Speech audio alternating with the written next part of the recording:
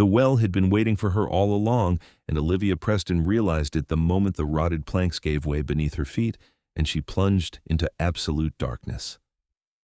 1 second, she'd been stumbling through the overgrown estate grounds at midnight, flashlight dead in her pocket, trying to find her way back to the servants' entrance after foolishly taking a shortcut through the forbidden East Gardens. The next, the earth opened up and swallowed her whole. The scream that tore from her throat was pure instinct, raw terror given voice, as freezing water rushed up to meet her and the walls of the ancient well scraped past in a blur of moss and crumbling stone.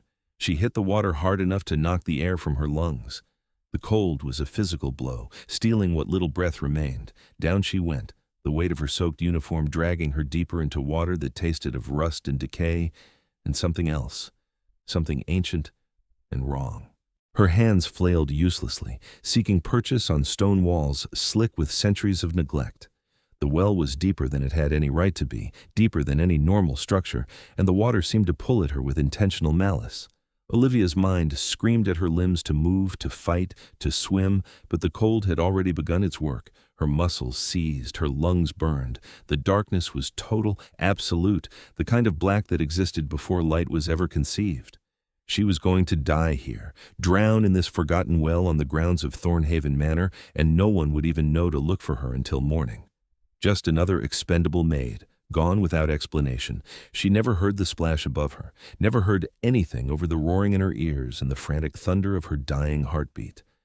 But she felt the hands, strong, impossibly strong, closing around her waist with absolute certainty, pulling her upward with a force that defied the water's hungry grasp. Olivia's fading consciousness registered the speed, the power, the wrongness of it all. No human could move like this. No human could be this cold, colder even than the water itself. They broke the surface and kept going. Whoever held her launched them both straight up the well shaft with a single powerful leap that should have been impossible. Olivia's head lolled against a shoulder hard as marble as wind rushed past her face.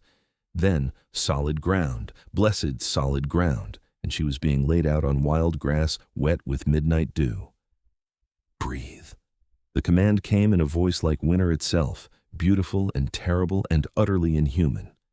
Breathe, girl. Hands pressed against her chest, and Olivia's body obeyed before her mind could catch up. Water erupted from her lungs in violent heaves. She rolled to her side, coughing and retching, every breath a razor blade of pain and relief. Her vision swam with dark spots that slowly began to clear as oxygen returned to her starving brain. When she could finally focus, she wished she couldn't. The man crouched beside her was not a man at all. He was something out of a nightmare, or perhaps a dream. It was impossible to tell which. Pale didn't begin to describe him. His skin was the color of fresh snow, luminous in the moonlight, perfect as carved marble and just as cold-looking. Hair, the same impossible white, fell past his shoulders in straight, wet curtains that somehow looked intentional rather than disheveled. But it was his eyes that stopped her heart all over again. Red. Deep, burning crimson that seemed to glow with their own internal light as they studied her with an intensity that made her feel transparent. He was beautiful, the way a sword was beautiful, sharp, dangerous, mesmerizing. You live, it wasn't a question. His voice carried an accent she couldn't place, something old-world and refined. Foolish, wandering these grounds at midnight. The well is called the Drowning Well for a reason, girl. It has claimed many over the centuries. Olivia's mouth opened and closed soundlessly. Her mind struggled to process what she was seeing. This couldn't be real. People didn't look like this. People didn't move like he'd moved, didn't have eyes that color, didn't feel this cold. He tilted his head, studying her the way a cat might study a mouse it had grown unexpectedly curious about rather than simply eating. You work here. I have seen you, cleaning the west wing, always humming to yourself when you think no one listens. That detail, so specific and mundane, snapped something back into place in Olivia's shocked brain. You saved me. Her voice came out as a rasp, throat raw from the water and screaming. How did you? What are you? A slight curve touched his lips, not quite a smile. I am Konstantin Valerian, and these are my lands, though the human world has forgotten it. As for what I am, he straightened to his full height, which was considerable, well over 6 feet of lean predatory grace. Water dripped from his black clothing, from his hair, but he seemed utterly unbothered by it. I think you already know, Olivia Preston. Your instincts are screaming it even now. She did know. Every story she'd ever dismissed as fiction, every legend she'd laughed at with other staff members over tea breaks, suddenly crystallized into terrible truth. The way the senior servants never went out after dark, the strange rules about the East Wing, the locked doors, the whispered warnings, the odd requirements in her employment contract about working hours and blood tests, and never, ever questioning certain sounds in the night. "Vampire," she whispered. "Indeed." Konstantin crouched again, bringing those burning red eyes level with hers. This close, she could see he had no breath to mist in the cold night air. No rise and fall of his chest, no pulse visible at his throat. "And you are bleeding." Olivia looked down at herself, only now registering the sting from a dozen scrapes where she'd hit the well's walls on her way down. The smell of copper filled the air between them, and she watched in frozen fascination as Konstantin's pupils dilated, the red of his irises seeming to pulse brighter. But he didn't move, didn't lunge. His jaw tightened, a muscle jumping there, but his hands remained perfectly still where they rested on his knees. "You're not going to—" She couldn't finish the sentence. "Kill you? Drain you?" His voice had gone rougher, strained. "No. You are mine to protect, not to prey upon. The moment I pulled you from that water, you became my responsibility. It is the old law, the binding law. I claimed you with that action, whether either of us intended it or not." "Claimed me?" Olivia pushed herself up on shaking arms, though whether they shook from cold, shock, or fear she couldn't say. "I don't understand any of this. I just work here. I've only been here 3 months. I clean rooms and make beds and try to save enough money to finish my degree. I'm nobody." "You are someone I chose to save." Konstantin stood again, then offered her his hand. When she hesitated, something flickered in his expression, not quite hurt but close. "I will not harm you, Olivia. On my honor as a king, on the old blood that runs in my veins, I swear it. But you cannot stay out here. The well has a memory, and it was made for a purpose once. Dark magic lingers in it still." The well.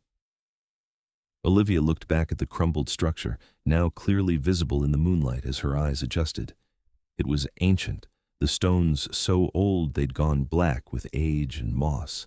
Strange symbols were carved into what remained of the low wall surrounding it, symbols that seemed to writhe and shift when she looked at them directly. "What purpose?" she asked, but found herself reaching for his hand anyway. What choice did she have? She was soaked, freezing, injured, and utterly lost, and despite everything, despite what he was, he had saved her life. His hand closed around hers, and the cold of his skin sent a shock up her arm. But there was gentleness in his grip, careful control of that inhuman strength. "Sacrifice," Konstantin said simply. In darker times, this estate was a temple of sorts. Humans were thrown into the well to appease things best left unnamed. The magic was broken centuries ago, but echoes remain. You should not have been able to fall in.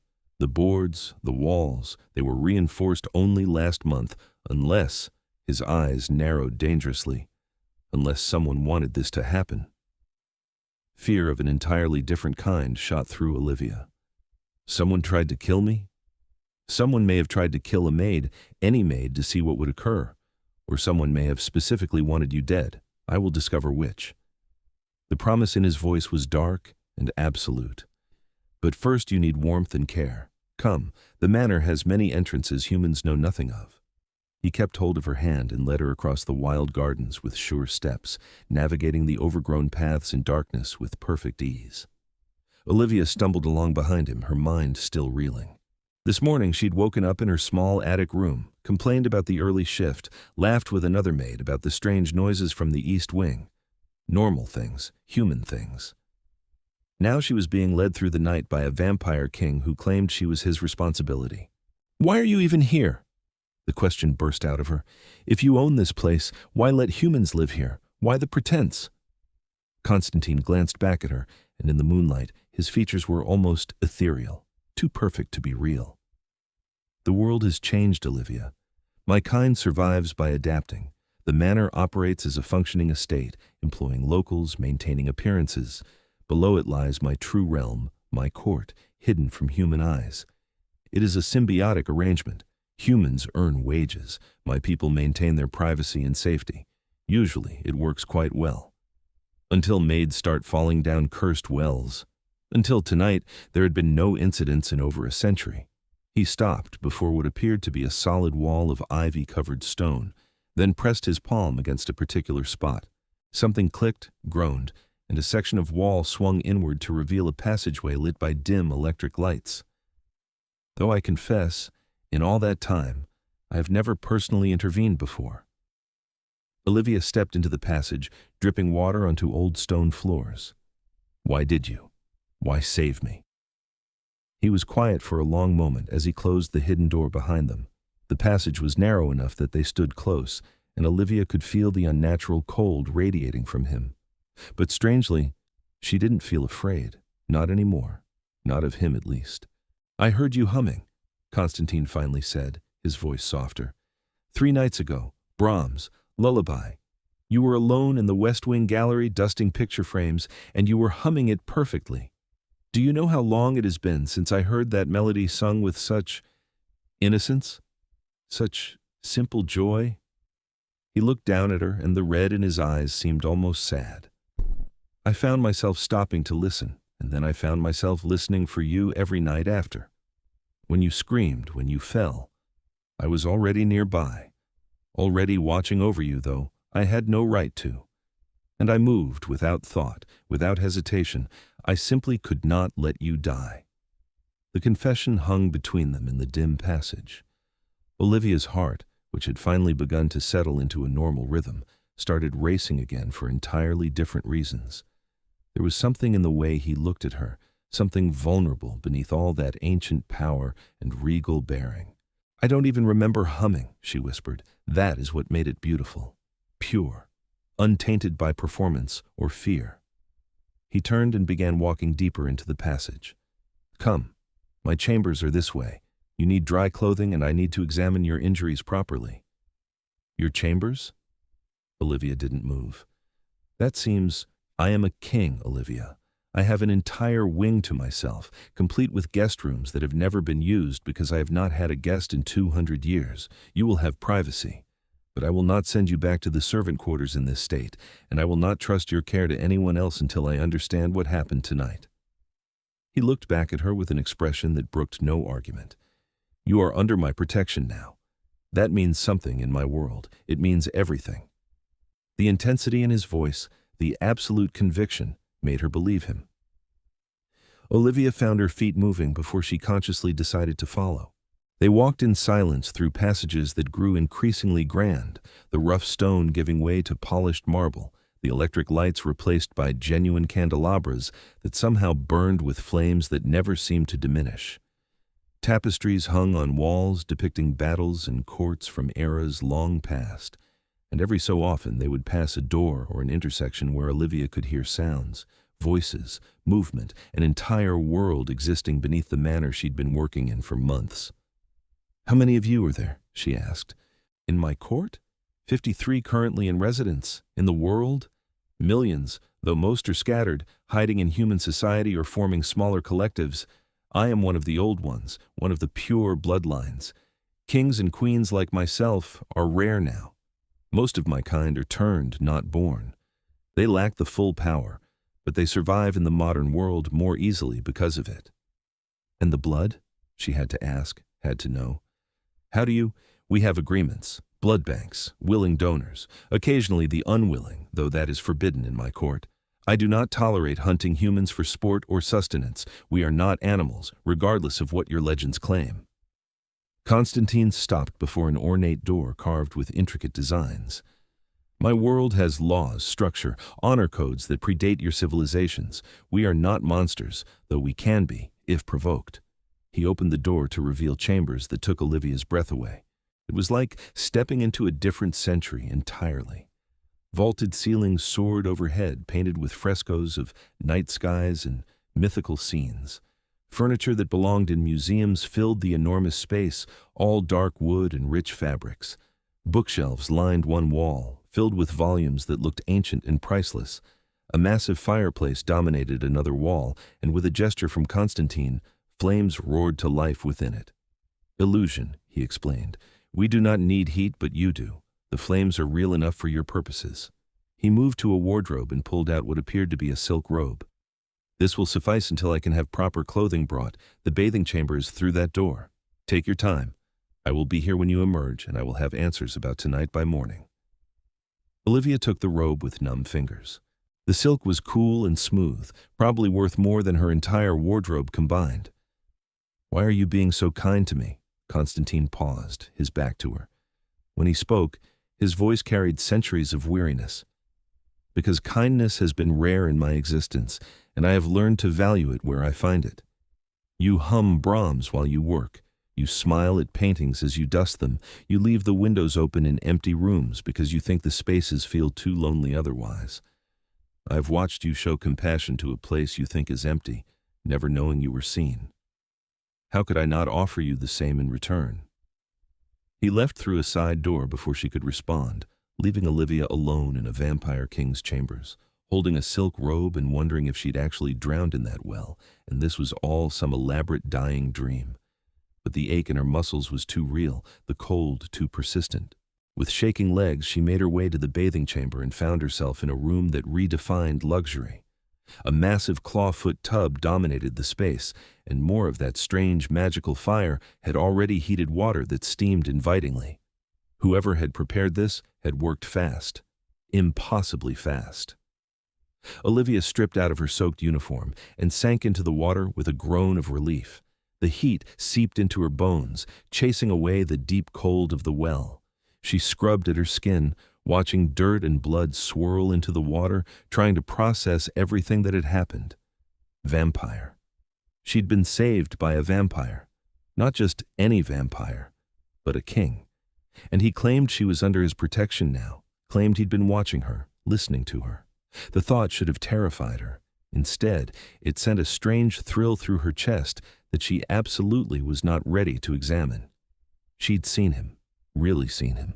The inhuman beauty, the power, the way he moved like liquid danger. But she'd also heard the loneliness in his voice when he spoke of having no guests in 2 centuries. Had seen the careful control he maintained despite the scent of her blood. He was a monster by definition, but he'd acted with more honor and care in the past hour than most human men had shown her in her entire life. The water eventually cooled, and Olivia forced herself out. She dried with towels softer than clouds and slipped into the silk robe. It was too large, meant for someone Konstantin's size, but it wrapped around her securely enough. When she emerged from the bathing chamber, she found the main room transformed. A table had been brought in, laden with food. Real food, human food. Fresh bread, cheese, fruit, wine. Konstantin stood near the fireplace, his back to her, now dressed in dry clothing that looked like it came from another era. Black trousers, a white shirt with the sleeves rolled to his forearms, revealing skin as pale and perfect as marble. His white hair had been tied back, revealing the sharp lines of his profile. "You should eat," he said without turning. "You have had a shock, and your body needs sustenance. You knew I was here. I can hear your heartbeat. I can hear every breath you take, every movement. It is both a blessing and a curse of what I am." He finally turned to face her, and the intensity in those red eyes nearly made her step back. "You do not need to fear me, Olivia. I know this is overwhelming. I know you have questions. But for tonight, just eat. Rest. Let yourself recover. Tomorrow, in the light of day when you have had time to think clearly, we will discuss what comes next." "Tomorrow you'll let me go?" The question came out smaller than she intended. Something dark crossed his features. "If that is what you wish, I will not stop you. But I hope you will stay, at least until I can guarantee your safety. Someone interfered with the protections around that well. Someone either wanted you dead or wanted to see if the old magic could still be activated. Either way, you are in danger, and sending you back to the servant quarters would be like throwing you to wolves." Olivia moved to the table, her stomach suddenly reminding her she hadn't eaten since lunch, a lifetime ago. She picked at the bread, at the cheese, her appetite warring with nerves. "You really think someone tried to kill me specifically?" I think too many coincidences make a pattern, and I have lived long enough to distrust patterns. Konstantin moved with that eerie grace to pour wine into a crystal glass. He offered it to her, careful not to let their fingers touch. You are new here. You were assigned to the West Wing, which is the closest human servants are allowed to the old sections. You walk the grounds at night, which breaks protocol but is not forbidden. And tonight, you fell into a well that should have been impossible to access. Either you are catastrophically unlucky, or someone is testing boundaries. I intend to find out which. The wine was rich and warming. Olivia took a larger sip than was probably wise, but she needed something to steady her. What happens if it was intentional? What happens to whoever did it? They will face justice. My justice. The promise in those words was dark and absolute. I do not tolerate threats to those under my protection. It is why my court has survived when so many others fell to chaos and infighting. I rule with absolute authority, and those who break my laws answer to me personally. That sounds terrifying. It should. I can be terrifying when necessary, but I can also be fair. Just, I have learned over centuries that fear alone does not maintain loyalty or peace. Respect does, and respect must be earned, even by kings. He moved to a high-backed chair near the fire and settled into it with unconscious elegance. Tell me about yourself, Olivia Preston. How does a girl who hums Brahms end up working as a maid in a manor with more secrets than servants? The question surprised her. Olivia found herself sitting at the table, wrapping the silk robe more tightly around herself. There's not much to tell. I'm 22. I was studying music history at university, but my funding fell through after my parents died 2 years ago. Car accident. I've been working odd jobs since, trying to save enough to go back. This position paid better than most, and room and board were included, so I took it. I thought it would be temporary. I'm sorry for your loss. Konstantin's voice had gentled. To lose family so young is a grief that never fully heals. Did you have family before you were turned or born? She stumbled over the terminology. Born. I am of the pure bloodline, conceived and birthed by vampires. We are different from the turned. Stronger, older, rarer. He gazed into the fire that produced no heat for him. And yes, I had family once. Parents, siblings, all gone now, centuries in the ground. In the beginning, I thought immortality would be a gift. Now I know it is simply time, neither good nor bad, just endless. What you make of it determines whether it is bearable or torment. Which is it for you? He looked at her then, really looked at her, and Olivia felt the weight of those ancient eyes seeing through to her very soul. Ask me again in a few days, and my answer may surprise us both. The words hung between them, heavy with implication. Olivia's heart skipped a beat, and she saw the moment he registered it, saw his focus sharpen on her throat where her pulse would be visible. You should rest, he said, standing abruptly. The guest chamber is through that door. You will find everything you need. I will not disturb you, but I will be here if you need anything. Simply call, and I will hear you. Where will you sleep? A slight curve touched his lips. I do not sleep as you do. I will keep watch, and I will send word to my second to begin investigating the well incident immediately. Olivia wanted to argue, wanted to ask 1,000 more questions, but exhaustion was crashing over her in waves. The adrenaline that had sustained her was fading fast, leaving behind bone-deep weariness.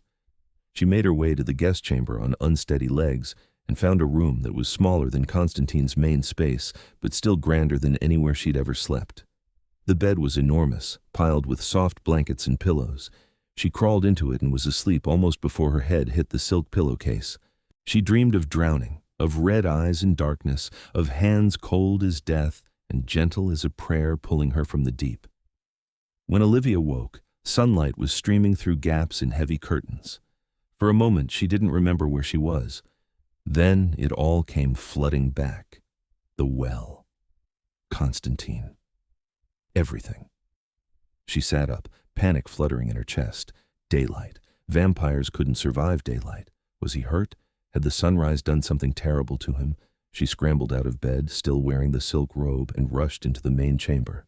It was empty, but signs of occupation remained. A book lay open on the chair where Konstantin had sat. A glass of wine, untouched, sat on the mantel, and on the table where she'd eaten, she found a note written in elegant script.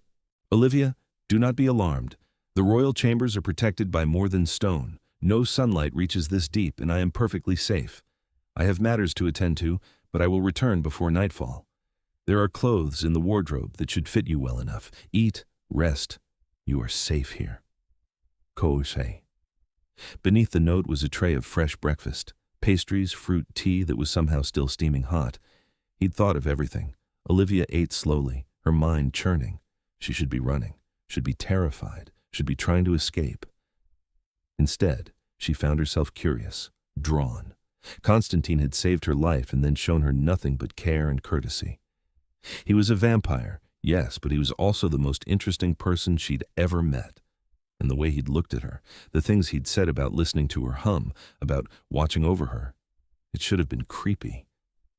Instead, it made her feel seen in a way she never had before. She explored the wardrobe and found, to her surprise, women's clothing. Modern clothing, in her approximate size. How had he managed that so quickly? But then, he commanded an entire court, probably a simple request for him. She chose dark jeans and a soft sweater, both of which fit remarkably well, then spent the day exploring Konstantin's chambers. The books on his shelves were treasures. First editions, volumes in languages she couldn't read, manuscripts that looked like they had been hand-copied by monks. She lost herself in them, careful with their ancient pages. Hours passed. The light beyond the curtains faded from bright to dim to gone, and as full darkness fell, she heard the door open. Konstantin entered, and Olivia's breath caught. He wore all black tonight, formal clothing that emphasized his otherworldly appearance. His white hair fell loose around his shoulders, and his red eyes found her immediately where she sat curled in his chair with a book of poetry. "You stayed," he said, and there was something like relief in his voice. "You asked me to, and you promised answers." Olivia closed the book carefully. "Did you find out what happened?" His expression darkened. "Yes. And you are not going to like it." He moved closer, his movements that strange combination of grace and predation. "The boards over the well were tampered with, recently, by someone who knew exactly what they were doing. And I have discovered that 3 months ago, when you were hired, there was an irregularity in the approval process. Someone in my court vouched for you without following proper protocols. I don't understand. Why would anyone care about me? That is what I intend to find out. But until I do, you cannot return to the human areas of the manor. It is not safe."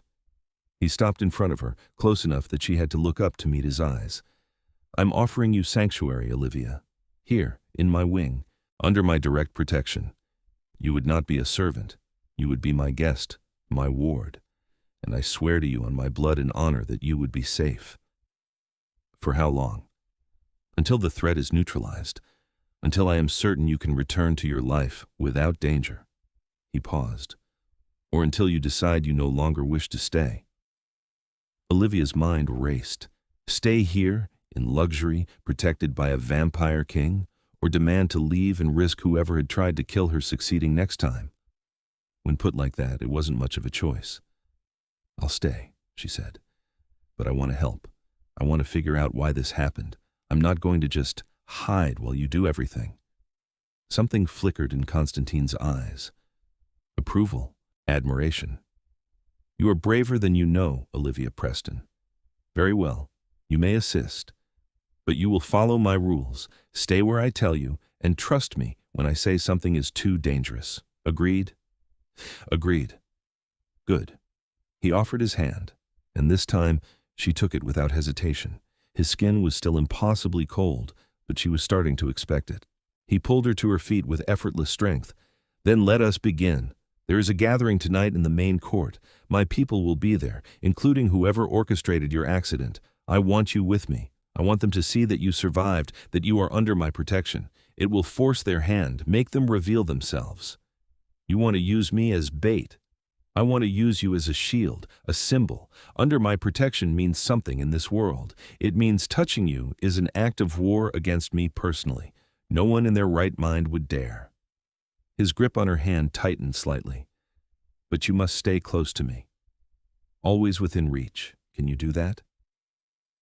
The thought of staying close to him sent a thrill through her that was definitely inappropriate given the circumstances. But Olivia nodded. I can do that.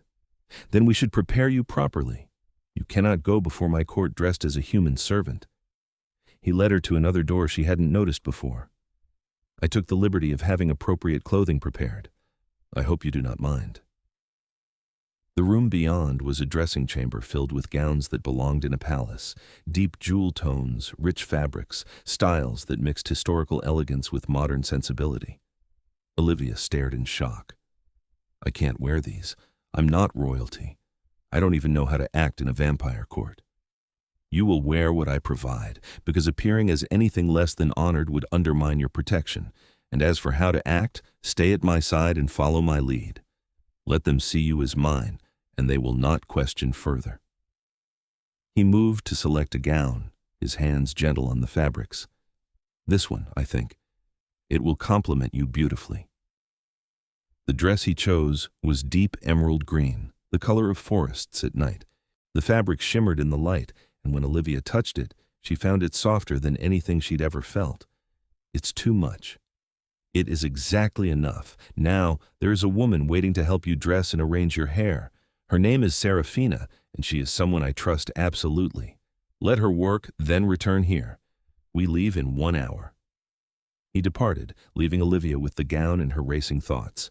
Before she could spiral too far, the door opened and a woman entered who could only be Serafina. She was vampire, that much was obvious. The same pale skin, the same unearthly grace, but her eyes were a softer red, and her smile seemed genuine. So you are the one who has our king so thoroughly distracted, Serafina said in an accent that sounded Eastern European. I am pleased to meet you, Olivia Preston. Come, we have work to do, and Konstantin is not known for his patience when he wants something. The hour passed in a blur. Serafina proved to be as skilled as she was friendly, talking easily as she helped Olivia into the gown, which fit like it had been made for her, and probably had been vampire magic or speed or resources making the impossible routine. Her hair was arranged in loose waves that fell down her back, and subtle cosmetics enhanced her features without making her look too made up. When Serafina finally turned her toward a mirror, Olivia barely recognized herself. She looked like she belonged in this world of luxury and danger, like she could stand beside a vampire king and not seem out of place. Perfect, Serafina declared. He will not be able to take his eyes from you. Not that he could before, but now. She laughed. Come, he waits. They returned to the main chamber to find Konstantin pacing, a restless energy radiating from him, but when he saw Olivia, he stopped dead. His red eyes widened fractionally, and something hungry and possessive flickered across his features before he controlled it. You look magnificent, he said, his voice rougher than before.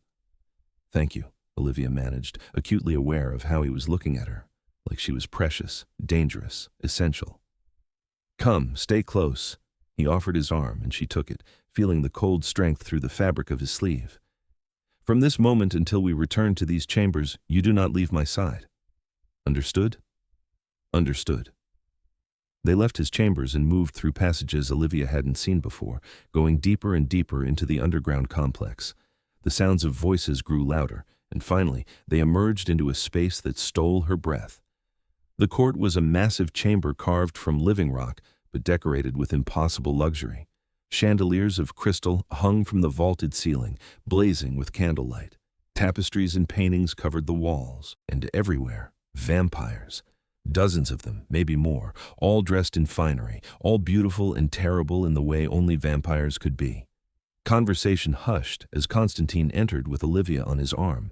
Every eye turned to them, and Olivia felt the weight of their attention like a physical thing. Steady, Konstantin murmured. You are doing perfectly. Just breathe. He led her into the chamber, moving with absolute confidence. Vampires bowed as he passed, showing respect and deference. But their eyes tracked to Olivia with expressions ranging from curiosity to hostility. She kept her head up, refusing to show fear, even as her heart hammered. Konstantin brought her to a raised dais where 2 throne-like chairs sat. He guided her to one and took the other, his message clear. She was not standing below him, she was beside him, equal in position if not in power. My court, Konstantin's voice rang out, commanding instant silence. "I present to you Olivia Preston, who is under my direct protection and sanctuary. She is my honored guest and ward. Any who wish to approach her must do so through me. Any who threaten her threaten me. Let there be no confusion on this matter." The weight of his words settled over the chamber. Olivia saw vampires exchange glances, saw calculation and concern on too many faces. Someone here knew what had happened last night. Someone was worried. A figure stepped forward from the crowd, and Olivia's attention snapped to him. He was vampire, but different. His skin was pale but had a grayish tint, and his eyes were a paler red, almost pink. He was tall, dressed in dark blue, and he moved with barely concealed aggression. "My king," the vampire said, his voice carrying across the chamber. "Forgive my confusion, but I was not aware we were taking in strays from the servant quarters. Surely there are protocols for such decisions." Konstantin's expression didn't change, but Olivia felt the temperature in the room drop. "Lord Damien, how interesting that you choose to question my decisions publicly. Are you volunteering to explain to this court why protocols matter so much to you suddenly? You, who have broken more protocols than most of my subjects combined?" Damien's jaw tightened. "I merely seek clarity, my king, for the good of the court." "For your own curiosity, you mean, which I do not owe you satisfaction for." Konstantin leaned forward slightly, his posture radiating threat despite his calm voice. "But since you asked so publicly, let me be clear. Olivia Preston fell into the drowning well last night, the well that was supposed to be sealed and protected. She nearly died, and would have if I had not intervened. Now, either that represents a catastrophic failure of our security, or it represents deliberate sabotage. Either way, she stays under my protection until I determine which. Does that provide sufficient clarity, Lord Damien?" The chamber erupted in murmurs. The drowning well clearly meant something to these vampires, something significant. Damien looked caught between fury and fear. "The drowning well has been dormant for centuries," another vampire spoke up, this one female with silver hair and crimson eyes. "If it was accessed, that suggests very dark intentions indeed. My king, I support your decision fully. The girl should be protected until we understand what occurred." "Thank you, Lady Isadora." Konstantin inclined his head to her. "I knew I could count on your wisdom. The investigation is ongoing, and I will share findings as they become relevant. For tonight, I simply wish to make Olivia's status clear. She is one of us now, in protection, if not in blood." More murmurs, but the tone had shifted. Damien retreated into the crowd, his expression dark. Olivia caught him watching her with naked hostility before he disappeared from view. "That's him," she whispered to Konstantin. "He's involved." "Yes," Konstantin agreed quietly, "which is why we must be careful. Damien is old and powerful, and he has allies. I cannot simply execute him without proof, or I risk civil war in my court. We need evidence. We need him to make a mistake." The evening continued with various vampires approaching the dais to pay respects to Konstantin and eye Olivia with curiosity. She fielded questions with as much grace as she could manage, always aware of Konstantin's presence beside her, steady and protective. Lady Isadora proved friendly, asking about Olivia's interests and background with genuine curiosity. Others were more reserved, watching her like a puzzle they needed to solve. But through it all, Konstantin remained a constant anchor, his hand occasionally touching her arm or shoulder in silent support. Hours passed. Olivia was exhausted but tried not to show it. Finally, Konstantin stood and offered her his hand. "We retire for the evening. I trust you all to continue enjoying the gathering." They made their way back through the passages, and Olivia felt the tension drain from her shoulders with each step away from the court. When they finally reached Konstantin's chambers and the door closed behind them, she nearly collapsed. "You were exceptional," Konstantin said, catching her before she could stumble. "Truly, you handled yourself with more grace than nobles I have known for centuries. I was terrified the entire time. Courage is not the absence of fear. It is acting despite it. You have it in abundance." He helped her to a chair, then moved to pour wine for her. "Damien showed his hand tonight by questioning you so publicly. He is worried. Good. Worried enemies make mistakes." Olivia accepted the wine gratefully. What happens now? Now, I have people watching him, following his movements, recording who he speaks to and what he does. Meanwhile, you and I continue as we were. You stay here under my protection, and we wait for him to reveal himself fully. That could take time. We have time. And besides, Konstantin settled into the chair opposite her, his red eyes catching the firelight. I find I am not opposed to spending more of it in your company. Heat that had nothing to do with the wine flooded Olivia's cheeks. Konstantin, tell me I am wrong. Tell me you do not feel this connection between us. He leaned forward, intensity radiating from him. I have existed for over 400 years, Olivia. I have known countless humans, turned dozens of them, ruled hundreds more, but I have never felt compelled to watch over someone simply because they hummed a lullaby in an empty room. I have never moved without thought to save someone I had no obligation to. You pulled something from me I thought long dead, and I find myself unwilling to let you go even when wisdom says I should. Olivia's breath caught. You're a vampire. I'm human. This is insane. Love has always been insane. It defies logic and reason. It transcends boundaries. He stood and moved to kneel before her chair, bringing his eyes level with hers. I'm not asking you to love me. I'm not even asking you to stay beyond what safety requires. I'm simply telling you the truth. You have affected me, Olivia Preston, deeply, and I wanted you to know. I don't know what to say. Her voice shook. This is all so much. Yesterday I was just a maid. Today I'm sitting in a vampire king's chambers being told he has feelings for me. It's overwhelming. Then say nothing. Just let yourself feel safe. Let yourself rest. Everything else can wait. He stood and moved away, giving her space. The guest chamber is yours for as long as you need it. Sleep, Olivia. I will keep watch. She wanted to argue, wanted to process everything, but exhaustion was a physical weight. Olivia made her way to the guest chamber and collapsed into bed, still wearing the beautiful green gown, too tired to even change. Sleep claimed her quickly, but her dreams were full of red eyes and cold hands and a voice like winter, promising to keep her safe. The days that followed fell into a strange rhythm. Olivia would wake to find breakfast waiting and Konstantin gone, attending to his duties as king. She spent her days exploring his extensive library, learning about vampire history and culture from books he selected for her. He would return in the evenings, and they would talk for hours. About music, about history, about her life and his centuries of existence. She learned that he had been born in Eastern Europe in the 1600s, that he had seen empires rise and fall, that he had traveled the world before, settling here to establish his court. He was brilliant, cultured, occasionally ruthless, but always honest with her. And bit by bit, Olivia found herself falling for him. It was insane. She knew it was insane. He was a vampire, immortal and dangerous and fundamentally different from her. But he was also kind to her, protective, endlessly interested in her thoughts and opinions. He brought her gifts, small things that showed he listened. A recording of Brahms because she'd mentioned missing music. A book of poetry because she'd admired one in his collection. A necklace of deep green stones because he'd noticed her admiring the color. And the way he looked at her. Like she was the most fascinating thing in his immortal existence. 2 weeks passed. The investigation into Damien continued, but he was clever, covering his tracks.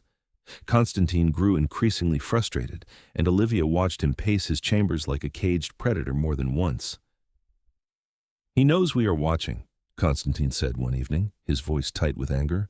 He is too careful now. We need to draw him out. How? Olivia asked from where she sat curled in what had become her favorite chair. Konstantin turned to her, and something calculated flickered in his expression.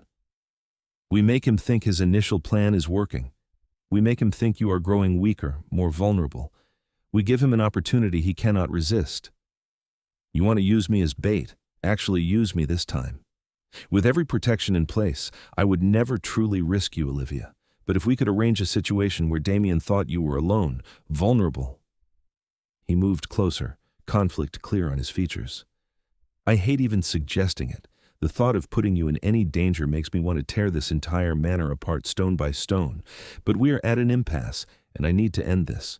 I need you to be truly safe, not just protected. And for that, I need Damien exposed completely. Olivia stood, moving to stand before him.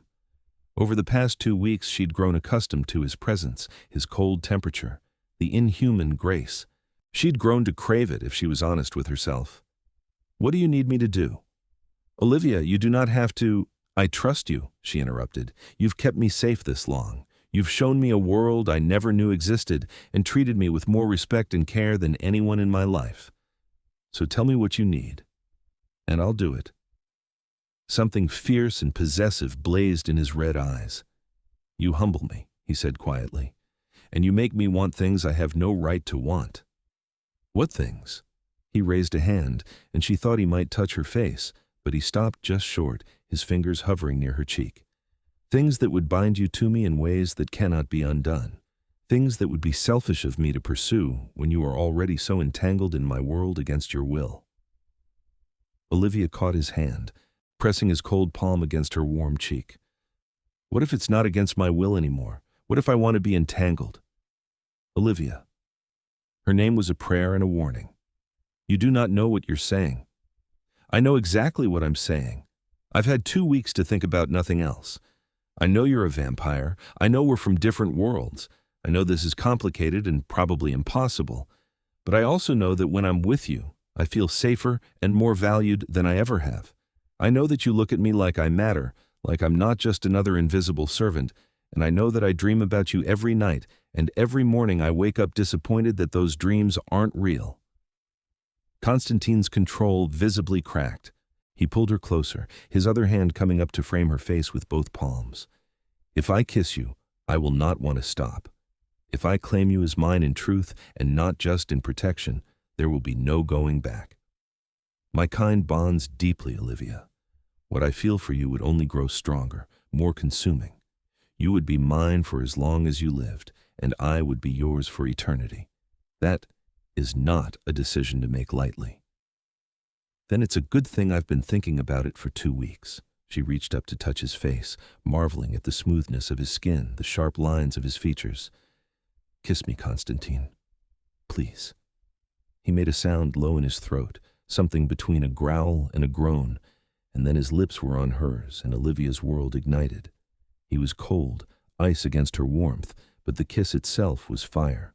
Passionate, consuming, controlled enough not to hurt her, but wild enough that she felt the depth of what he'd been holding back. She wound her arms around his neck, pressing closer, and his arms wrapped around her waist, lifting her effortlessly. The kiss deepened, and Olivia felt fangs graze her lower lip, a delicate danger that sent electricity down her spine. When they finally broke apart, both breathing hard, well, she was breathing hard. He didn't need to breathe. Konstantin rested his forehead against hers. Mine, he whispered. You are mine now, Olivia, in every way that matters. Yours, she agreed, and you're mine. Always. For as long as you will have me. He pulled back to look at her, and his expression was softer than she'd ever seen it. Vulnerable. I love you. I have loved you since you hummed in that empty gallery and reminded me what beauty sounded like. I love you, and I will spend eternity proving myself worthy of you. Tears pricked Olivia's eyes. I love you too. I know it's fast, I know it's crazy, but I do. I love you, Konstantin. He kissed her again, softer this time, reverent. When he set her back on her feet, he kept his arms around her, as if he couldn't bear to let her go. We still must deal with Damien, he said reluctantly. Your safety is not assured until he is handled. Then let's handle it. What's your plan? They spent the next hour discussing strategy. The plan was risky but simple. Olivia would be seen leaving Konstantin's chambers during the day when he could not follow into the areas touched by sunlight. She would venture into the upper manor, ostensibly to retrieve personal items from her old room. Word would be spread that she was unguarded, vulnerable. If Damien took the bait, he would strike, and when he did, Konstantin's people would be waiting. I will not be far, Konstantin promised. The moment sunlight fades enough for me to move, I will come, and I will have guards positioned throughout the manor, hidden but ready. You will never truly be alone or unprotected. When do we do this?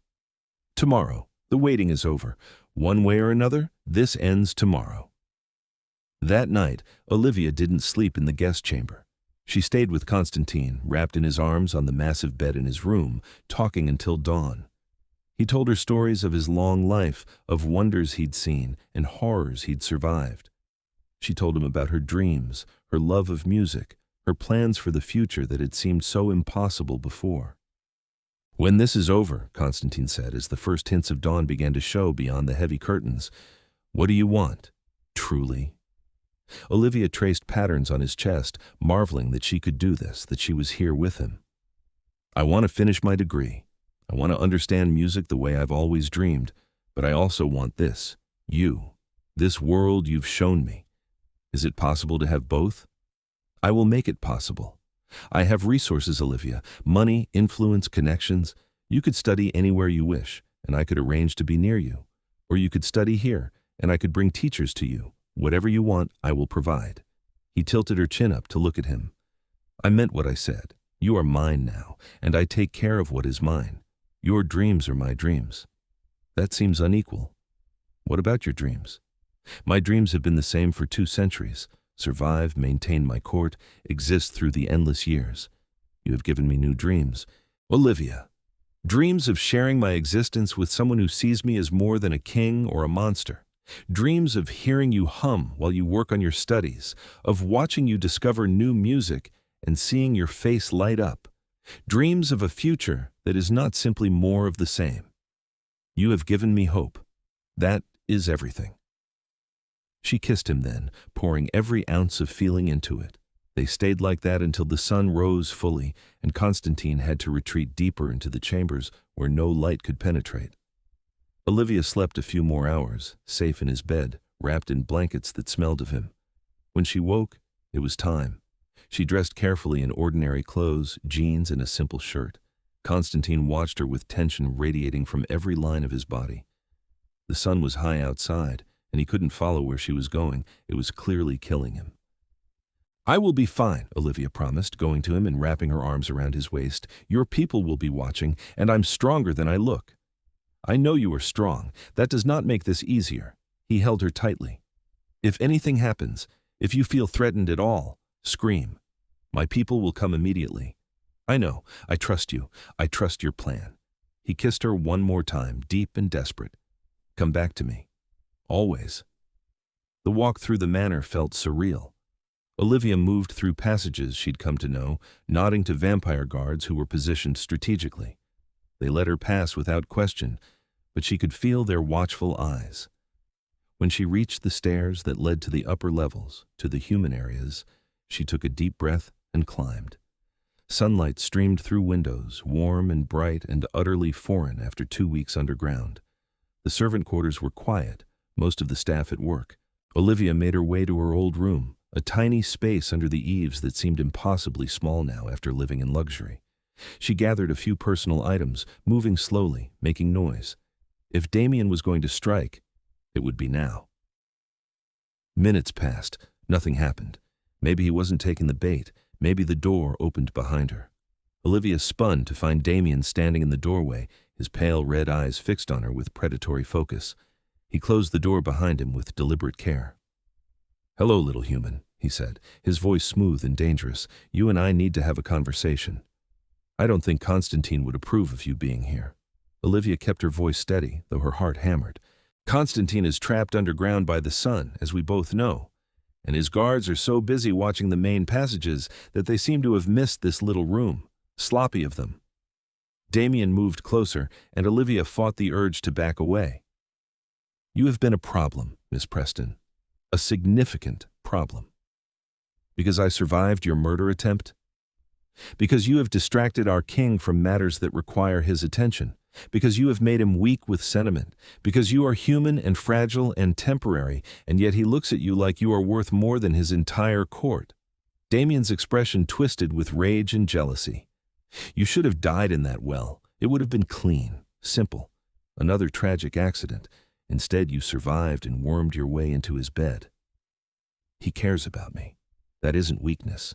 It is the ultimate weakness. He is vampire royalty, and you are nothing. A maid, a distraction. And now I have to clean up this mess personally." Damien lunged with vampire speed, his hands reaching for her throat. Olivia screamed and threw herself backward, crashing into the wall. Damien's hands closed around her neck, squeezing, cutting off her air. Black spots danced in her vision. She clawed at his hands, but he was impossibly strong. This was it. She was going to die, just like in the well, and Konstantin would blame himself, and the door exploded inward in a shower of splinters. Konstantin stood in the doorway, backlit by sunlight that should have burned him. Smoke rose from his skin where the light touched him, but he didn't seem to care. His red eyes blazed with fury beyond anything Olivia had ever seen. "Release her," he said, his voice so cold it could have frozen hell itself. Damien's hands loosened in shock. "My king, the sun—" "I said release her, now." Damien let go, and Olivia collapsed to the floor, gasping. Konstantin moved with inhuman speed, pulling her behind him and placing himself between her and Damien, even as his skin continued to smoke and burn from the sunlight streaming through the window. "You dare," Konstantin said, each word precise and deadly. "You dare attack what is mine. You dare attempt murder under my protection. You dare break the oldest laws of my court. She is human. She is beneath us. You have forgotten yourself for a—" "Silence!" The command cracked like a whip. "You will speak when I give you permission, and not before. Guards!" Vampires poured into the room, avoiding the sunlight, but forming a barrier. They seized Damien, who struggled until Konstantin fixed him with a look that promised death. "Take him to the deep chambers. He will answer for his crimes when I'm finished ensuring Olivia's safety." Konstantin's voice brooked no argument. The guards dragged Damien away, his protests fading. Then Konstantin turned to Olivia, and the fury melted into concern. He was still smoking, his skin reddened from sun exposure that would have killed a weaker vampire. "Are you hurt?" "You're burning," Olivia whispered, reaching for him. "Konstantin, you're burning for me. I would burn to ash if it meant keeping you safe." He gathered her into his arms, despite the pain it must have caused. "Can you walk?" "Yes, but you need to get out of the sun." "Then hold on to me." He swept her up and moved with that impossible speed, racing through the manor and down into the underground sections so fast the world blurred. They didn't stop until they reached his chambers, and only then did he set her down carefully. His skin was angry red, blistered in places where the sun had hit him directly.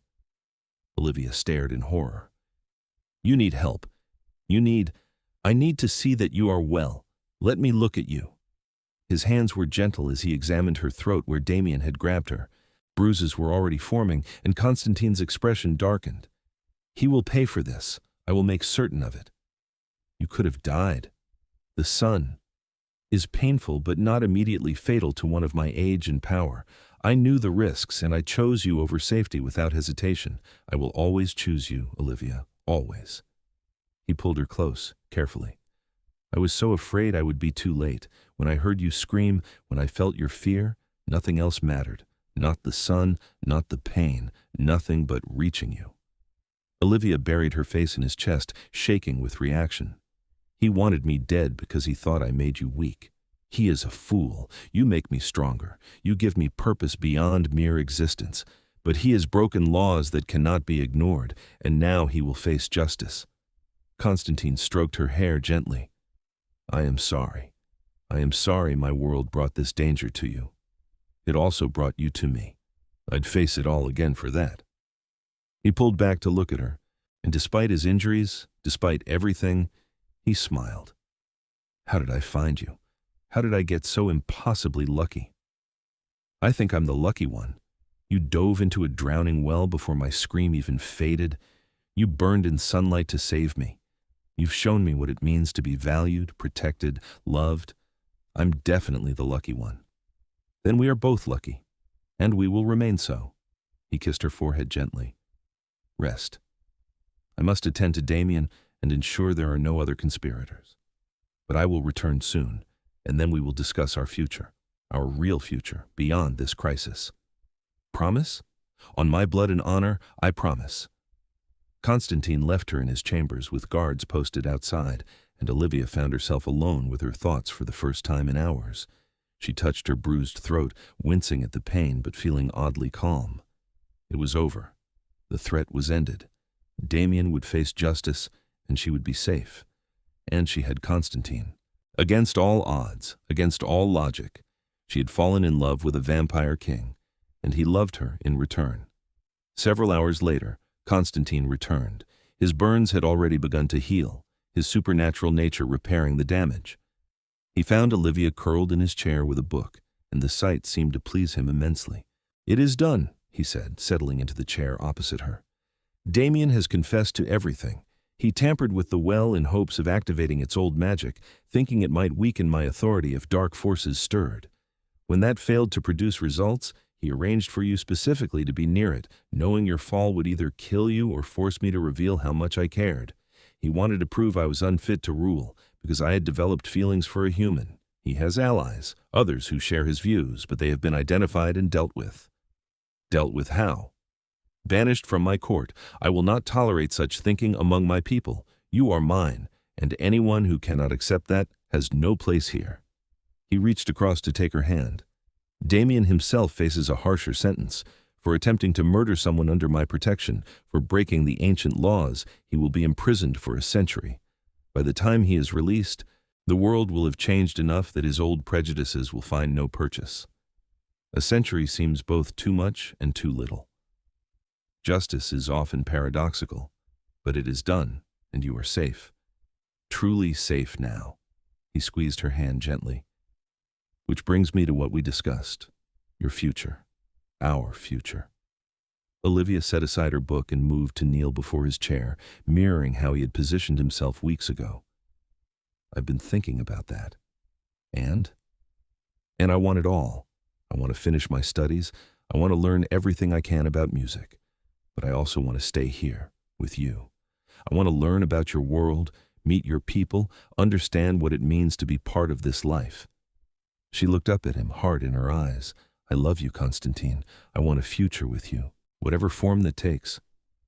Even knowing that future has complications, that you will age and I will not, that your years are limited while mine stretch toward infinity. We'll figure it out. Together." She paused, then asked the question that had been hovering at the edges of her mind. "Could I be turned? Could I become like you?" Konstantin's expression became complex. "Yes, I could turn you. But it is not a decision to make lightly, Olivia. Becoming vampire means giving up the sun forever. It means drinking blood to survive. It means watching everyone you knew as human age and die while you remain unchanged. It means an eternity that can be as much curse as gift. I would never pressure you toward that choice. But it's an option. Someday, if I wanted it. Someday, if you wanted it, I would give you the choice. But not now. Now, you should live your human life, pursue your dreams, experience everything you wish to experience, and I will be beside you for all of it. For as long as you allow. And when I'm old and gray, and you still look like this," he smiled, pulling her up into his lap, "then I will love you just as fiercely. Beauty fades for humans, yes, but you have a light in you that transcends physical appearance. I will love you at 22 and at 92 with equal devotion." Olivia kissed him, putting everything she felt into it. When they broke apart, she rested her head on his shoulder. "So, what happens now?" "Now, we live. I will arrange for you to study at the university of your choice. I have a villa near the music conservatory in Vienna that has been empty for decades. We could use it if you wished. You could study there, and I could conduct business remotely. Or we could stay here, and I could bring instructors to you. Whatever you prefer." "Vienna sounds like a dream." "Then Vienna it shall be. I will make the arrangements." He stroked her hair, and contentment radiated from him. "You have given me something I never thought to have again, Olivia. Hope, purpose, joy. I will spend the rest of your life and beyond trying to give you the same. You already have. You pulled me from a drowning well and taught me what it means to be cherished. You faced the sun for me. You've shown me a world of wonders I never knew existed. I'd say we're even. We will never be even. I will always owe you more than I can repay, but I will enjoy trying." He kissed the top of her head. "Stay with me tonight, and tomorrow, and every night after. Be mine, Olivia, truly and completely." "I already am. I've been yours since you dove into that well, maybe even before that when you stopped to listen to me hum. I think we were always going to find each other. Fate, you think? Or just incredible luck? Either way, I'm grateful. They stayed like that for a long while, wrapped in each other, planning a future that should have been impossible but somehow felt inevitable. Outside the chambers, the vampire court continued its eternal existence. Above them, the human world went about its business, unaware of the supernatural realm beneath. But in that moment, none of it mattered except the two of them. A vampire king who had learned to love again, a human woman who had found courage she never knew she possessed. Together, against all odds, against all logic, creating something beautiful from darkness and danger. Several months later, Olivia stood in a practice room at the Vienna Conservatory, her fingers moving across piano keys with confidence she'd worked years to achieve. Through the window, she could see the sun setting over the city, painting the sky in shades of orange and gold. Soon it would be dark enough for Konstantin to wake, to join her, to listen to her play with that intense focus that still made her heart skip. They had settled into their new life with surprising ease. The villa was beautiful, a historic building that Konstantin had owned for over a century. By day, Olivia studied and practiced and explored the city. By night, she and Konstantin would walk the streets together, attend concerts, visit museums. He introduced her to other vampires, ones who had adapted to the modern world and found peace in it. She learned their ways, their customs, became part of a community she'd never known existed. Her studies were going brilliantly. With Konstantin's resources backing her and no need to work multiple jobs to survive, she could focus entirely on her passion. Her instructors praised her dedication, her talent, her unique perspective. She was thriving in ways she'd never imagined possible. And every night she fell asleep in Konstantin's arms, safe and loved and cherished. The door opened behind her and she knew without looking that it was him. She'd learned to sense his presence, to feel the particular cold that announced his arrival. "That was beautiful," Konstantin said, moving to stand behind her. His hands rested on her shoulders, familiar and grounding. "Chopin. Nocturne in E-flat major. It felt right for tonight." She leaned back into his touch. "How was your day?" "Productive. I handled several court matters remotely, approved some business ventures, ensured various investments continue performing well. The usual." He pressed a kiss to the top of her head. "But I missed you. I always miss you during the daylight hours.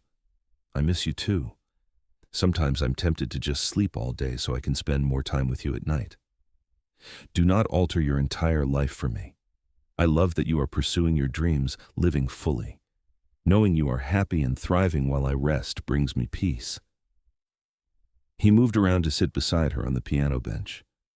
"Though I admit, I count the minutes until sunset with increasing impatience." Olivia turned to face him fully, studying the features she'd come to know so well. He was still impossibly beautiful, still otherworldly, but now he was also simply hers. "I've been thinking about something. That sounds serious. Not serious, just significant." She took his cold hands in her warm ones. "We've been together for almost 6 months now. We've built this life, this partnership, and I'm happier than I've ever been. But I also know that my lifespan is limited compared to yours, that eventually, time will take me and leave you alone again." Konstantin's expression shuddered. "Olivia, we do not need to discuss." "Yes, we do, because I've made a decision." She squeezed his hands. "Not now, not for years yet, but eventually, when I've lived the human experiences I want to have, when I've accomplished what I need to accomplish, I want you to turn me. I want to become vampire. I want to spend eternity with you." He stared at her, and for the first time since she'd known him, he seemed truly shocked. "Olivia, that is not a decision to make lightly. Immortality is, I know. I've spent months learning about it, talking to your people, understanding what it means, and I know it's not perfect. I know there will be challenges.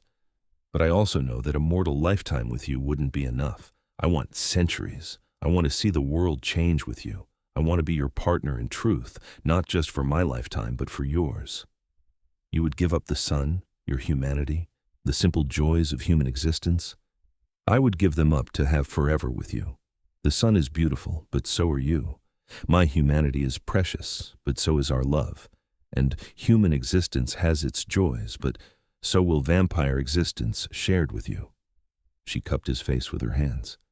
"I'm not saying tomorrow, or next year, or even in 5 years, but someday when the time is right, I want this. I want you, forever." Konstantin pulled her into his arms, holding her so tightly it almost hurt. When he spoke, his voice was rough with emotion. "You honor me beyond measure, to offer yourself, your eternity, to share my existence. Olivia, I will make you the same promise I made months ago. When you are ready, when you have lived all you wish to live as human, I will turn you. I will give you immortality and walk beside you through the centuries. We will have forever." "Forever," Olivia echoed, kissing him. "I like the sound of that." They stayed in the practice room as night deepened over Vienna, talking about the future in concrete terms now.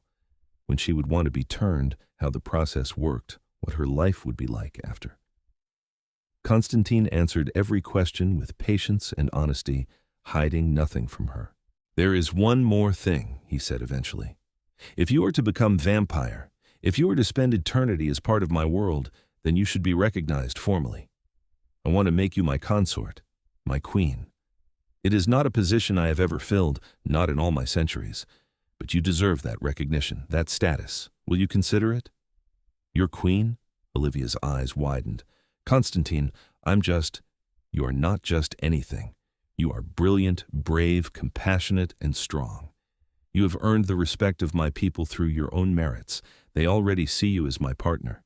Making it official would simply recognize what already exists." He took her hands again. "You do not have to decide now, but know that when you are turned, I will offer you this. The choice will be yours." "Ask me again," Olivia said softly. "When I'm vampire, when I've lived enough human life to know I'm making the choice freely. Ask me then, and I'll give you my answer." "It is a deal." He stood, pulling her with him. "Come, let us go enjoy Vienna's nightlife. I wish to dance with you, show you off, remind the world how fortunate I am." They spent the evening moving through the city's elegant spaces. Konstantin introduced her to ancient vampires who ran prestigious galleries and modern vampires who managed tech companies. She met his world with grace and curiosity, asking questions and making connections. And through it all, Konstantin never left her side, his pride in her obvious to anyone watching. Later, back at the villa, they stood on a balcony overlooking the city. Lights twinkled below them, and the sounds of Vienna's night drifted up on the breeze. "Do you ever regret it?" Olivia asked. "Saving me that night? Your life was probably simpler before I fell into that well." Konstantin turned her to face him, his red eyes serious. "I regret nothing. My life was simpler, yes, it was also emptier, lonely, endless. You gave me purpose, Olivia. You gave me love. You gave me a reason to look forward to tomorrow instead of simply enduring it. If I had to dive into that well 1,000 times to find you, I would do it without hesitation." "I love you," she said, the words coming as easily as breathing now. "I love you so much. And I love you, my savior, my heart, my future." He kissed her under the stars, and Olivia felt the rightness of it in her bones. This was where she belonged, with him, in this impossible, wonderful, terrifying, beautiful life they were building together. Years passed. Olivia completed her degree with honors, performed in concerts that received critical acclaim, wrote papers on musical theory that were published in prestigious journals. She lived her human life to its fullest, encouraged every step of the way by Konstantin, who attended every performance, celebrated every achievement, supported every dream. They traveled the world together. She saw the sun rise over the Taj Mahal while Konstantin waited in their hotel room.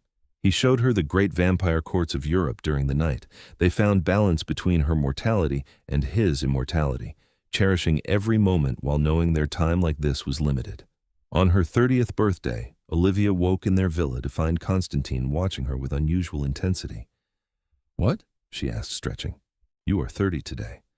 A third of a normal human lifespan, though with modern medicine you could live much longer." He traced her face with gentle fingers. "And you are still the most beautiful thing I have ever seen. But I also see the first tiny signs of age, the faintest lines here." He touched the corners of her eyes. Time is beginning its work on you. Does it bother you? No, but it reminds me that our time like this is not infinite, that eventually you will have to choose. Continue aging, living out your mortal span with me beside you. Or transform, freeze yourself as you are now, and step fully into my world. His expression was carefully neutral. I want you to know that either choice is acceptable to me. I will love you regardless. Olivia sat up, taking his hands. I've been thinking about this a lot lately, and I think I'm ready. Not immediately, but soon, maybe on my 31st birthday. One more year of humanity. One more year to say goodbye to the sun and mortal food and everything that comes with this existence. And then I want to be turned. I want to become vampire. I want to start our forever. Relief and joy washed over Konstantin's features.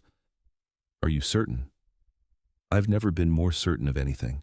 I've lived my human dreams, Konstantin. I've studied and performed and achieved everything I wanted to. I've traveled and experienced and loved. I've had a full, rich human life. Now I want a full, rich, immortal life with you. He kissed her deeply, passionately. When they broke apart, he rested his forehead against hers. Then 1 year from today, I will turn you. I will bring you fully into my world, and I will make you my queen if you will have me as your king. I will. Yes, to all of it. Yes. The next year passed in a beautiful blur. Olivia said goodbye to the sun slowly, savoring each sunrise and sunset. She ate her favorite foods with deliberate attention, knowing her palate would change. She spent long hours in the daylight, building memories to carry into the dark. And every night, Konstantin was there, patient, loving, answering her endless questions about what was to come, preparing her for the transformation, physically, mentally, emotionally. On the night of her 31st birthday, Olivia dressed in white, a symbolic choice that felt right. Konstantin met her in the villa's grand salon, dressed in black, looking like the king he was. "Are you ready?" he asked. "I'm ready." He led her to a room she'd never entered before, deep in the villa's lower levels. It was beautiful, decorated like a chamber from centuries past. A bed dominated the space, and around it, candles burned with that eternal flame vampires seemed to command. "The transformation will be painful," Konstantin said quietly. "I will not lie to you about that. My venom will burn through your veins, rewriting your very essence. You will feel like you are dying, because in a sense, you are. Your human self will die, and your vampire self will be born, but I will be with you through every moment. I will not leave your side. I trust you." Olivia lay down on the bed, her heart racing. "I'm ready. Make me yours, forever." Konstantin knelt beside the bed, taking her hand in his. "I love you, Olivia. My brave, beautiful Olivia. Thank you for choosing this. Thank you for choosing me." "Always," she whispered. He leaned down, and she felt his lips against her throat, then the sharp pain of fangs piercing skin. The initial bite hurt, but then warmth spread from the wound, Konstantin's venom entering her bloodstream. He drank, taking enough blood to weaken her but not kill her, and then he bit his own wrist and pressed it to her lips. "Drink," he commanded gently. Olivia drank. The taste was strange, metallic and sweet and wrong and right all at once. She felt his blood sliding down her throat, mixing with her own, and then the burning started. It felt like liquid fire in her veins, spreading from her core to her extremities.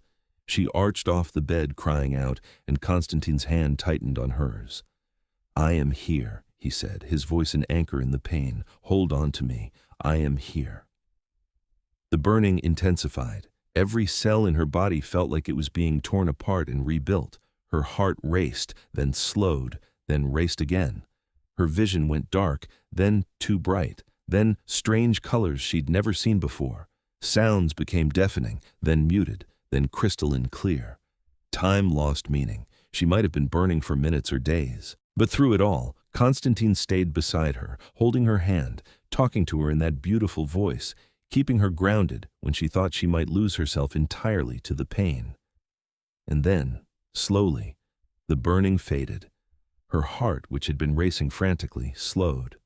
Slower, slower, until it stopped entirely. Olivia gasped, or tried to, but realized she didn't need to breathe anymore. The pain was gone, replaced by a strange clarity.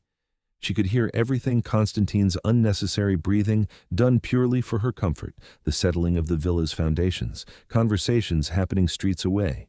She could smell everything: the candles, the stone, the faint scent of blood on Konstantin's wrist. "Open your eyes," Konstantin said softly. Olivia did, and immediately understood why vampires saw the world so differently. Everything was sharper, clearer, more detailed. She could see individual dust motes floating in the air, could see the texture of the stone walls with perfect clarity despite the dim light. And when she looked at Konstantin, she saw him truly for the first time. Every detail of his perfect face, every subtlety of his expression. He was beautiful before, but now he was magnificent.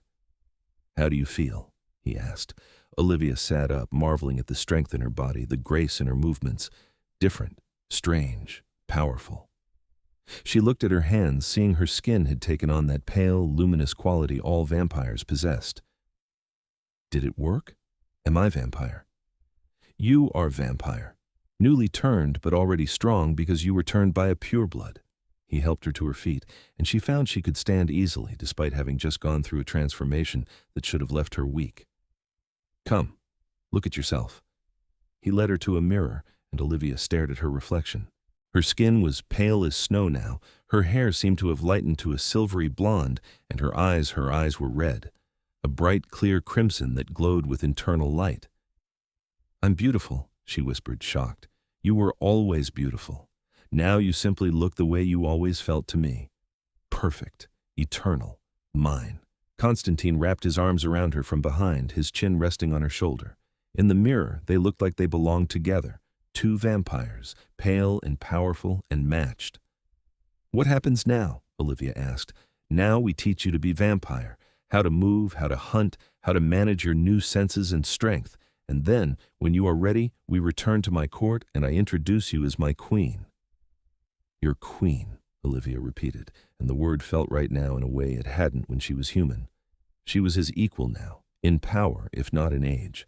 She would rule beside him, love beside him, exist beside him for eternity. "Yes, I'm ready for that. I'm ready for all of it."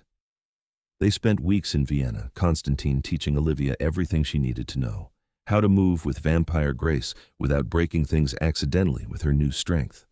How to hunt ethically, taking what she needed from willing donors without causing harm.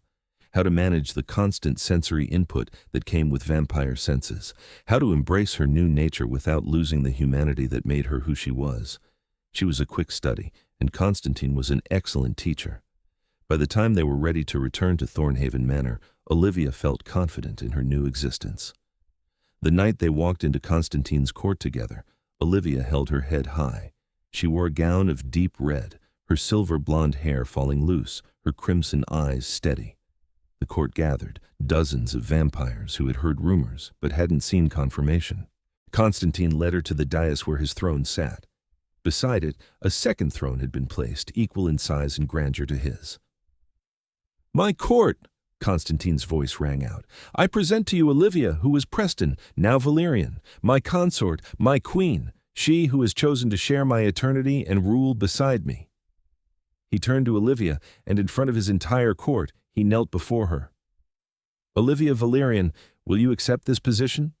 Will you be my queen, my partner, my equal in all things for as long as we both exist?" Olivia looked down at him, this vampire king who had saved her life and taught her how to live, and she smiled. "I will. I accept. I am yours and you are mine. Forever." Konstantin stood and kissed her, and the court erupted in applause. When they took their seats on the twin thrones, Olivia felt the rightness of it settle into her bones. This was where she belonged, beside him, ruling with him, loving him through all the centuries to come. Lady Isadora approached the dais, bowing respectfully. "My queen, my king, it is an honor to witness this. May your reign be long and prosperous." "Thank you, Isadora," Olivia said, her voice steady and clear. "I look forward to working with you and all the court to ensure our people thrive." Other vampires came forward, offering congratulations and pledging loyalty. Olivia handled each interaction with grace, drawing on her months of experience in vampire society and her own natural diplomacy.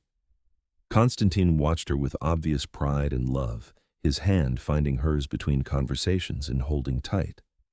Hours later, when the formal reception was over and they were alone in their chambers, Konstantin pulled Olivia into his arms. "You were magnificent," he said. "Every inch a queen. I could not be more proud or more in love. I couldn't have done it without you. You gave me everything, Konstantin. Life, love, purpose, eternity.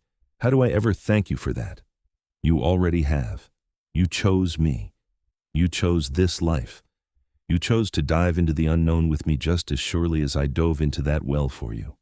He cupped her face, his touch gentle despite his strength. "We saved each other, Olivia, and we will continue saving each other, day after day, century after century." "Forever," Olivia agreed, kissing him. And as they stood together in the chambers where their story had truly begun, where a frightened maid had once been brought soaking wet and terrified, and where a queen now stood confident and loved, the weight of forever didn't feel heavy. It felt like freedom, like possibility, like home. Outside, the world continued turning. Humans went about their lives unaware of the supernatural realm beneath their feet.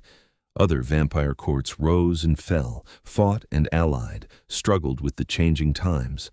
But in Thornhaven Manor, in the chambers of the vampire king and his newly crowned queen, there was only peace, only love, only the quiet certainty of two souls who had found each other against all odds and chosen to never let go. Olivia leaned her head on Konstantin's shoulder, listening to the silence that came when neither of them needed to breathe, when heartbeats were optional and time was infinite. "Tell me what you're thinking." "I am thinking that 400 years of existence led me to that well at exactly the right moment. I am thinking that fate or chance or pure luck gave me the greatest gift I could have asked for. I am thinking that I am the most fortunate being in existence because you are mine." He kissed the top of her head. "And I am thinking that eternity will not be nearly long enough to love you as completely as you deserve." "Then we'd better get started," Olivia said, smiling. "We have a lot of centuries ahead of us." "Indeed we do, my queen. Indeed we do."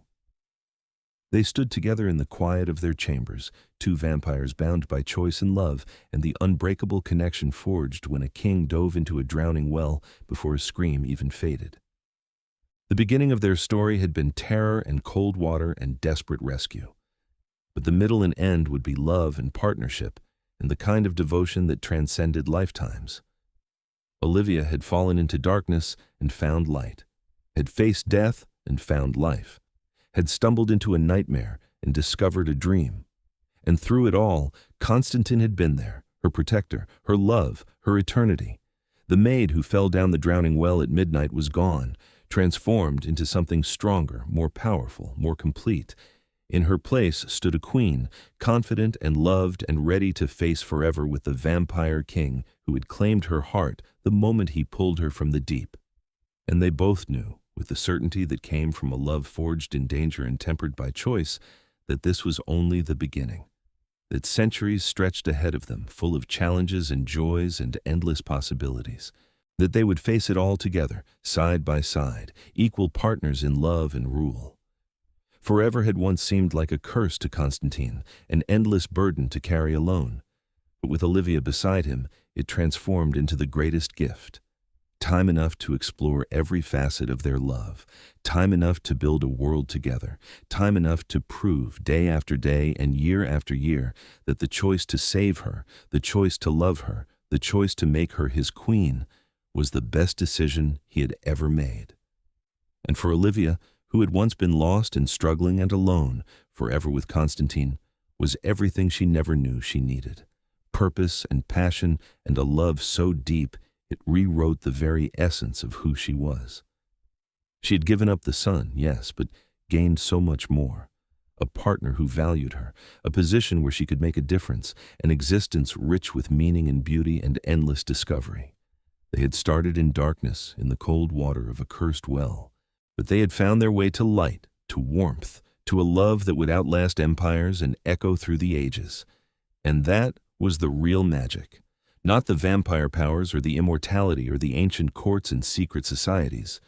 The real magic was two souls finding each other in the darkness and choosing, again and again and again, to hold on and never let go. The drowning well at Thornhaven Manor was sealed permanently shortly after, the stones removed and the ground blessed to ensure no trace of its dark magic remained.